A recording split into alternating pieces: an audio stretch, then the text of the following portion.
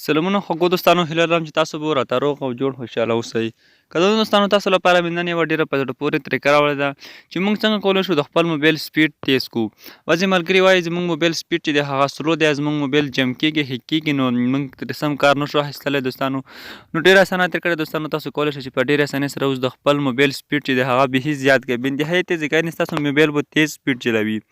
دوستانو ویډیو تر پایه سره وګورئ، ویډیو هیڅ صورت نه سکیپ کوئ. که تاسو چېرته ویډیو سکیپ کوئ نو تاسو بیا دغه طریقه باندې نه پوهېږئ. نو دوستانو له تا څخه مې هیله ده چې که ویډیو مو لایک کړی نه وي نو ویډیو درسره لایک کړئ او زموږ یوټیوب چینل هم درسره سبسکرایب کړئ او په څنګ کې د بیل آیکن نښان هم ووهئ او بیا پاس آل ووهئ تر څو زموږ راتلونکو نویو ویډیوګانو څخه برخمن شئ. دوستانو راځئ چې په ویډیو باندې پیل وکړو.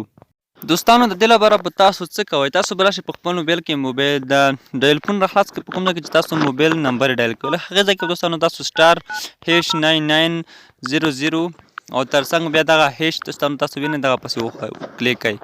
کلیک وروسته به دوستانو تاسو ته یو اپشن راځي، دغه یو اپشن دوستانو تاسو ته ښایم، بل هېڅ سره به کار دوستانو نه لري. دغه اپشن تاسو ګورئ دوستانو، دغه اپشن باندې به تاسو کلیک وهلی.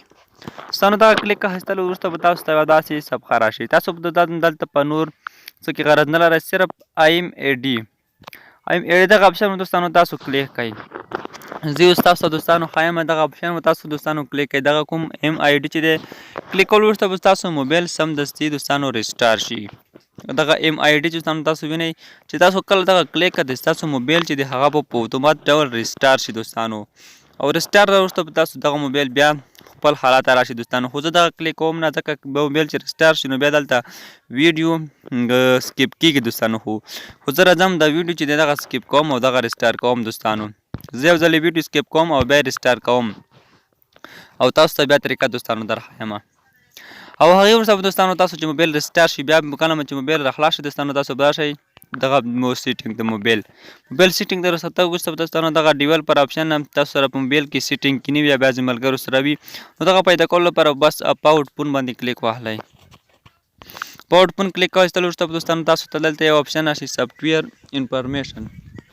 دغه سافټویر انفارمیشن دوستانو وینئ، په دغه باندې تاسو کلیک وهلی او دغلته دوستانو تاسو وینئ د بولډ دوستانو دغه بولډ نمبر باندې تاسو اووه ځلې کلیک وهلی او له دې څخه تاسو شاته راشئ او بیا بیک راشئ او تاسو ته به دغه لاندې کوم ډیولپر اپشن چې دوستانو تاسو وینئ دغه ډیولپر اپشن به تاسو په موبایل کې راغلی وي او دغه به تاسو راخلاص کړئ.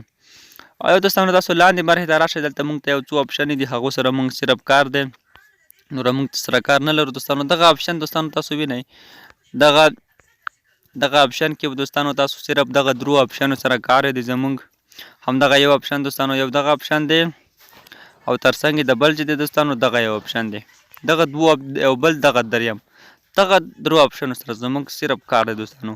نو زه راځم په د لومړي باندې کلیک کوم. دلته تاسو کولی شئ دغه دوستانو څنګه کولی شو په دې کې د موږ موبایل سپیډ زیات کړو. دغه لومړي ته هم کولی شئ دوستانو، خو دغه ته تاسو مه کوئ، تاسو دغه دوهم انتخاب کړئ 0.5x.